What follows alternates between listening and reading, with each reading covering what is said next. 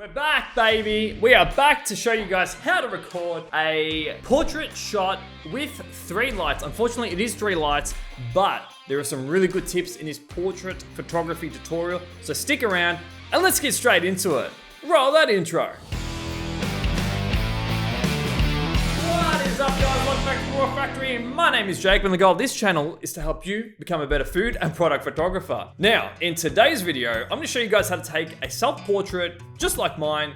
High, crisp quality, lighting looks beautiful. So let's get straight into it. First things first, I am using a 100mm macro lens as my lens of choice. Now, a macro lens gets it nice zoomed in, makes it look nice, gives you all the details, all the imperfections that you want to see. Nah, I don't want the imperfections. But I do like that cropped in ratio, which the 100mm macro lets me do. Now, if you have a 50mm, if you have an 85, whatever you have, I'm sure it'll all work. Just don't go below 50mm maybe, because you start to get distortion. So 50, 85, 100, whatever.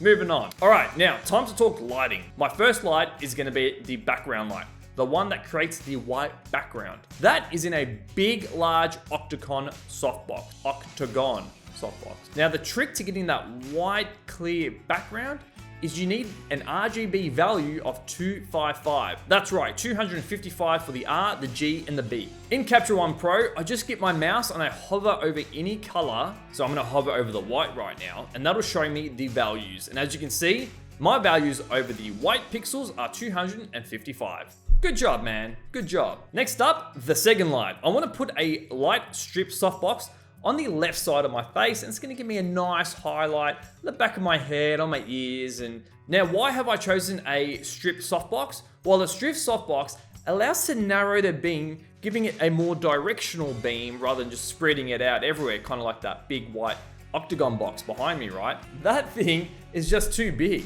Okay, so if you guys are happy with how those 2 lights are looking, it is time to move on to the third light. I have chosen a beauty dish for this light. Why, you ask? The values of a beauty dish is that it helps sculpt the face, and it also creates beautiful shadows. And did I mention the catch light? I mean, look at that catch light in my eye. That is a catch light, guys. That white dot, that's a catch light. Not bad, right? The funny thing is, now that you notice catch lights, any photo that you see that's kind of like in a studio shot, you're gonna be looking at those catch lights. They pretty much tell you where that main light's coming from. So sorry if I just stuffed that up for you, but you gotta do what you gotta do, right? Now, here is a pro tip for the person who doesn't have anyone in the studio to help them click that button on the camera. The first thing you have to do is change the tracking mode on your camera to face detect. So as soon as you jump in front of the frame, hopefully your camera will detect your face and it'll focus in on you. The second thing is you have to tether your camera to the computer or your MacBook or whatever, your laptop. You get the point. Once it's tethered, open up the live view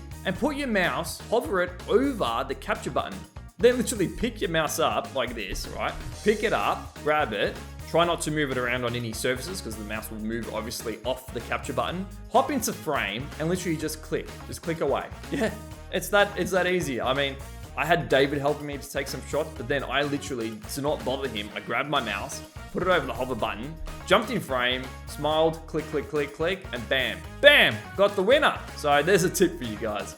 Back to the video. Now, for anyone that is interested, I'm gonna share the light output of my lights. Now, obviously, don't copy them exactly. Maybe start off with them or whatever like that. You're gonna have to adjust. Everyone's lights are gonna be different, okay? The environment's gonna be different. So don't forget, don't use these as your settings. Maybe put them around that and then adjust and see how you go, okay?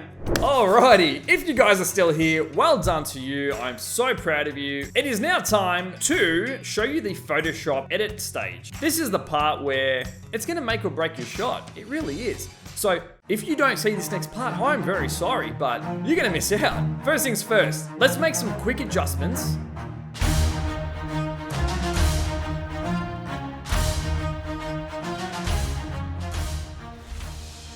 And then I want you to right click on the image and go to Edit Image in Photoshop. This will allow you to edit your photo in Photoshop.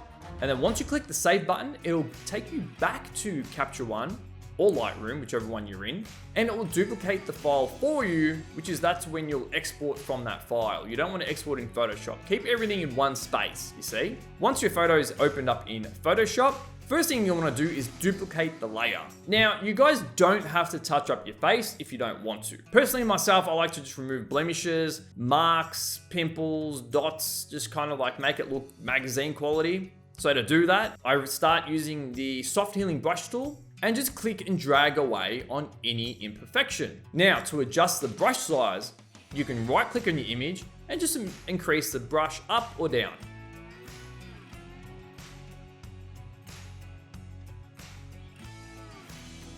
Now, this is the best part. This is the part that makes your photo go from like good to like even better. Check this out. If you click on filter and you go to neural filters and select skin smoothing, now you can adjust the blur or smoothness. But I'm pretty happy with how mine looks, so I'm gonna keep it exactly how it is and just click OK. How good is that? I mean, come on guys, before and after, I mean, look at that. Isn't that it's just crazy? It looks like I've been airbrushed or something. Like, what the hell, man? It's crazy. I'm just mind blown. I'm just mind blown at the quality of Photoshop. How? I don't know.